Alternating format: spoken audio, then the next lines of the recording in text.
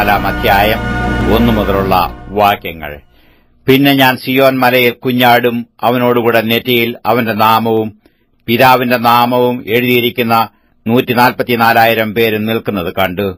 പെരുവെള്ളത്തിന്റെ ഇരച്ചിൽ പോലെയും വലിയൊരു ഇടിമുഴക്കം പോലെയും സ്വർഗ്ഗത്തിൽ നിന്ന് ഒരു ഘോഷം കേട്ടു. ഞാൻ കേട്ട ഘോഷം വൈണികന്മാർ വീണമീട്ടുന്നതുപോലെയായിരുന്നു. അവർ സിംഹാസനത്തിനും 4 ജീവികൾക്കും മൂപ്പന്മാർക്കും മുമ്പാകെ ഒരു പുതിയ പാട്ടുപാടി. ഭൂമിയിൽ നിന്ന് വിലയ്ക്ക് വാങ്ങിയിരുന്ന 144,000 പേർക്കല്ലാതെ ആർക്കും ആ പാട്ട് പാടിപ്പാൻ കഴിഞ്ഞില്ല. അവർ കന്യകമാരാകിയാൽ സ്ത്രീകളോടുകൂടെ മാലിന്യപ്പെടാത്തവർ. കുഞ്ഞാട് പോകുന്നിടത്തൊക്കെയും അവർ അവനെ അനുഗമിക്കുന്നു. അവരെ ദൈവത്തിനും കുഞ്ഞാടിനും ആദ്യഫലമായി മനുഷ്യരുടെ ഇടയിൽ നിന്ന് വീണ്ടെടുത്തിരിക്കുന്നു. ഭോഷ്ക് അവരുടെ വായിൽ ഉണ്ടായിരുന്നില്ല. അവർ കളങ്കമില്ലാത്തവർ തന്നെ. വേറൊരു ദൂതൻ ആകാശമധ്യേ പറക്കുന്നത് ഞാൻ കണ്ടു. ഭൂവാസികളായ സകല ജാതിയും ഗോത്രവും ഭാഷയും വംശവും ആയവരോട് അറിയിപ്പാൻ അവന്റെ പക്കൽ ഒരു നിത്യസുവിശേഷം ഉണ്ടായിരുന്നു. ദൈവത്തെ ഭയപ്പെട്ടു അവന് മഹത്വം കൊടുപ്പീൻ. അവന്റെ ന്യായവിധിയുടെ നാഴിക വന്നിരിക്കുന്നു. ആകാശവും ഭൂമിയും സമുദ്രവും നീരുറവുകളും ഉണ്ടാക്കിയവനെ നമസ്കരിപ്പീൻ എന്നു അവൻ അത്യുച്ചത്തിൽ പറഞ്ഞുകൊണ്ടിരുന്നു.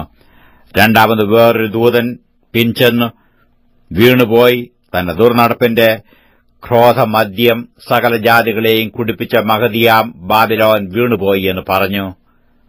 മൂന്നാമത് വേറൊരു ദൂതൻ അവന്റെ പിന്നാലെ വന്നു അത്യുച്ചത്തിൽ പറഞ്ഞത്, മൃഗത്തെയും അതിന്റെ പ്രതിമയെയും നമസ്കരിച്ചു നെറ്റിയിലോ കൈമേലോ മുദ്രയേൽക്കുന്നവൻ ദൈവകോപത്തിന്റെ പാത്രത്തിൽ കലർപ്പില്ലാതെ പകർന്നിരിക്കുന്ന ദൈവക്രോധമദ്യം കുടിക്കേണ്ടിവരും. വിശുദ്ധ ദൂതന്മാർക്കും കുഞ്ഞാടിനും മുമ്പാകെ അഗ്നിഗന്ധകങ്ങളിൽ ദണ്ഡനം അനുഭവിക്കും. അവരുടെ ദണ്ഡനത്തിന്റെ പുക എന്നേക്കും പൊങ്ങും.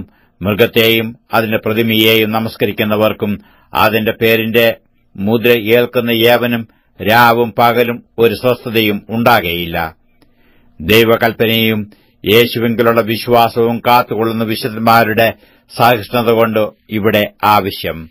ഞാൻ സ്വർഗ്ഗത്തിൽ നിന്നൊരു ശബ്ദം കേട്ടു. അത് പറഞ്ഞത്, എഴുതുക, ഇന്നു മുതൽ കർത്താവിൽ മരിക്കുന്ന മൃതന്മാർ ഭാഗ്യവാന്മാർ. അതെ, അവർ തങ്ങളുടെ പ്രയത്നങ്ങളിൽ നിന്ന് വിശ്രമിക്കേണ്ടതാകുന്നു. അവരുടെ പ്രവൃത്തി അവരെ പിന്തുടരുന്നു എന്ന് ആത്മാവ് പറയുന്നു. പിന്നെ ഞാൻ വെളുത്തൊരു മേഘവും മേഘത്തിന്മേൽ മനുഷ്യപുത്രന് സദൃശനായ ഒരുത്തൻ തലയിൽ പൊൻകിരീടവും കൈയിൽ മൂർച്ചയുള്ള അരിവാളുമായി ഇരിക്കുന്നതും കണ്ടു. മറ്റൊരു ദൂതൻ ദൈവാലയത്തിൽ നിന്ന് പുറപ്പെട്ടു മേഘത്തിന്മേൽ ഇരിക്കുന്നവനോട്, കൊയ്ത്തിന് സമയം വന്നതുകൊണ്ട് നിന്റെ അരിവാൾ അയച്ച് കൊയ്യുക, ഭൂമിയിലെ വിളവ് വിളഞ്ഞുണങ്ങിയിരിക്കുന്നുവെന്ന് ഉറക്കെ വിളിച്ചു പറഞ്ഞു. മേഘത്തിന്മേൽ ഇരിക്കുന്നവൻ അരിവാൾ ഭൂമിയിലേക്ക് എറിഞ്ഞു. ഭൂമിയിൽ കൊയ്ത്ത് നടന്നു. മറ്റൊരു ദൂതൻ സ്വർഗ്ഗത്തിലെ ആലയത്തിൽ നിന്ന് പുറപ്പെട്ടു. അവൻ മൂർച്ചയുള്ള ഒരു കോങ്കത്തി പിടിച്ചിരുന്നു.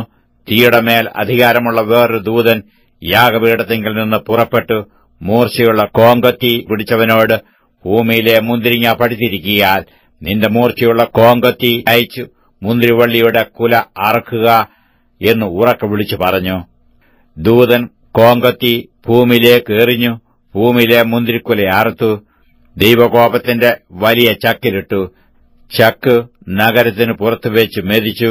ചക്കിൽ നിന്ന് രക്തം കുതിരകളുടെ കടിവാളങ്ങളോളം പൊങ്ങി 200 നാഴിക ദൂരത്തോളം ഒഴുകി.